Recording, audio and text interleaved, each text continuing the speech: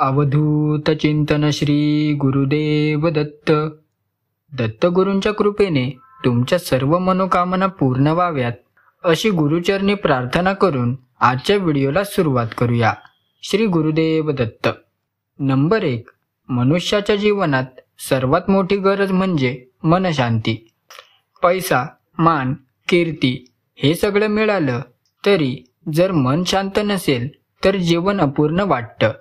हाच गाभा दत्तगुरूंच्या शिकवणीत आहे. गुरूंचं नामस्मरण, साधना आणि विश्वास हे मनशांतीचे खरे मार्गदर्शन ठरतं.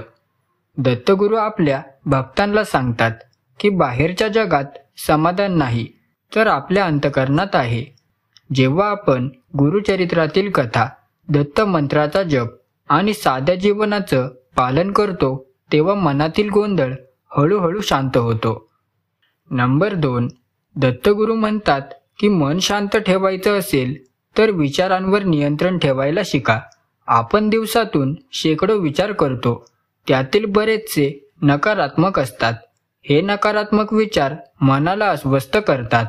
दत्तगुरूंचं मार्गदर्शन असं सांगतं की जेव्हा आपण गुरूंचं स्मरण करतो तेव्हा आपलं मन त्या शक्तीत विलीन होतं.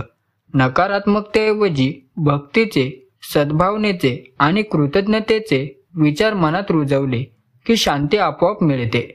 नंबर 3. मनशांतीसाठी सर्वात आवश्यक आहे क्षमा करण्याची वृत्ती. राग, मत्सर, द्वेष हे सगळं मनाला जड करून टाकतं. दत्तगुरू आपल्या भक्तांना शिकवतात की दुसऱ्यांना क्षमा करा, कारण क्षमा केल्याने आपल्याच मनाला शांतता मिळते. आपण द्वेष सोडला की मन हलकं होतं. गुरुचरित्रातील अनेक कथा दाखवतात की दत्तगुरू क्षमाशीलतेने भक्तांना उन्नती देतात. म्हणून ज्यांनी आपल्याला दुखावलं त्यांच्यावरही दयाळूपणा ठेवणे हेच मनशांतीकडे जाण्याचं दार आहे. नंबर 4. ध्यान ही मनशांतीची खरी किल्ली आहे. दत्तगुरूंच्या पवित्र स्वरूपाचं ध्यान करणं, त्यांचं नामस्मरण करणं हे मनाला स्थिर करतं. मन सतत भटकतं पण ध्यानाने ते एका ठिकाणी केंद्रित होतं.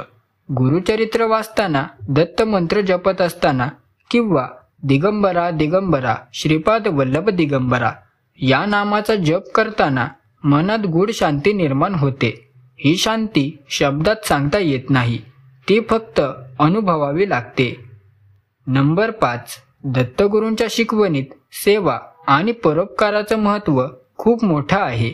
आपण जेव्हा स्वतःपुरतेच विचार करतो तेव्हा मन बैचेन होतं, पण जेव्हा इतरांच्या भल्यासाठी काम करतो तेव्हा खऱ्या आनंदाची अनुभूती मिळते.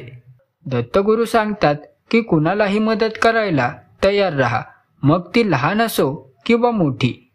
जेव्हा आपण परोपकारात रमतो तेव्हा अहंकार वितळतो आणि मनशांती स्थिरावते. नंबर 6. गुरुचरित्रातील एक महत्त्वाची शिकवण म्हणजे संतोष. जे आपल्या जवळ आहे त्यात समाधान मानणं ही खरी श्रीमंती आहे. नेहमी अधिकाधिक हवं अशी भावना मनाला अस्थिर करते, पण दत्तगुरू सांगतात की देवाने दिलेल्या प्रत्येक गोष्टीत समाधान मानलं की चिंता नाहीशी होते. संतोषी मनुष्य कधीच दुःखी राहत नाही.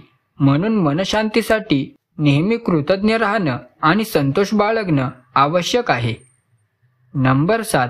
सत्संगाचं महत्त्व.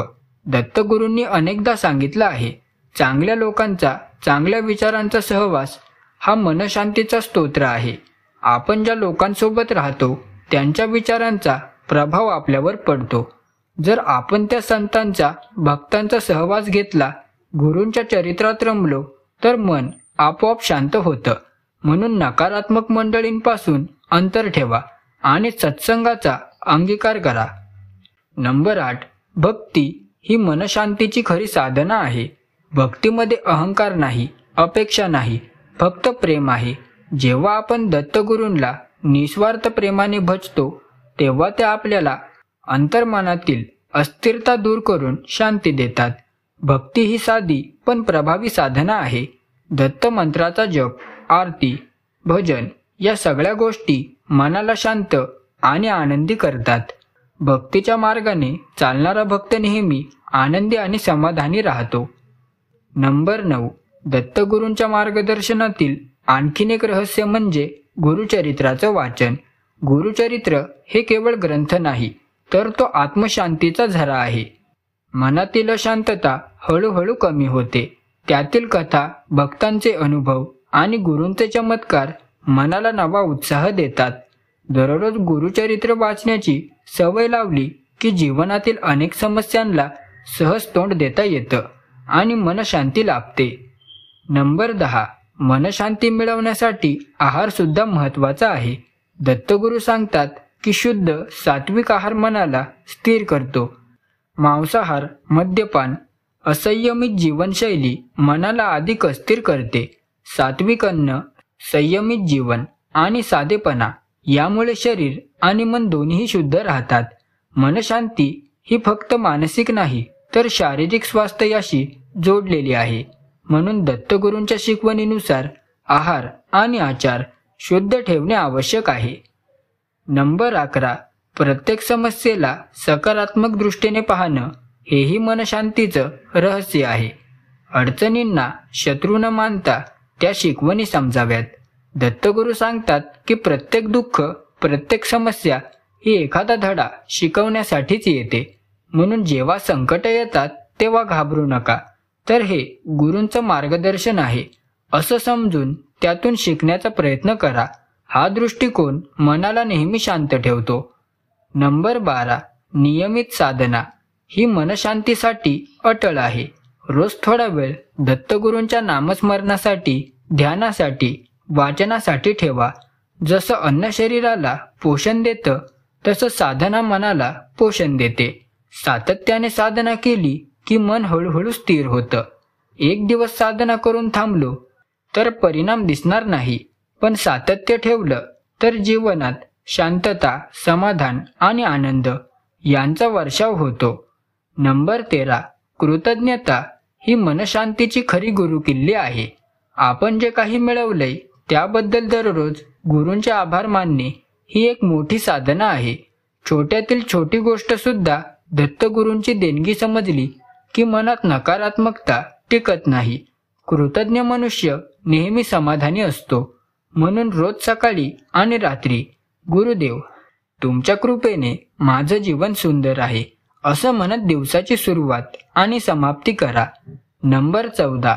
शेवटी दत्तगुरू सांगतात की मनशांती हा बाहेर शोधायचा विषय नाही, तर तो आपल्या आत आहे. आपण जितकं अंतर्मुख होऊ तितकं आपल्याला खरी शांती लाभते. गुरूंचं स्मरण, साधना, भक्ती, सत्संग, परोपकार या मार्गांनी मन हळूहळू निर्मळ होतं. जेव्हा मन निर्मळ होतं तेव्हा शांती आपोआप मिळते. ही खरी दत्तगुरूंची शिकवण आहे. गुरुचरित्रात रमलं की जीवन शांत आणि आनंदी होतं. श्री गुरुदेव दत्त. हा व्हिडिओ तुम्हाला कसा वाटला कमेंट करून नक्की कळवा. व्हिडिओ आवडला असेल तर व्हिडिओला एक लाईक आणि चॅनलला सबस्क्राईब करायला विसरू नका. तर चला भेटूया लवकरच पुढच्या व्हिडिओत.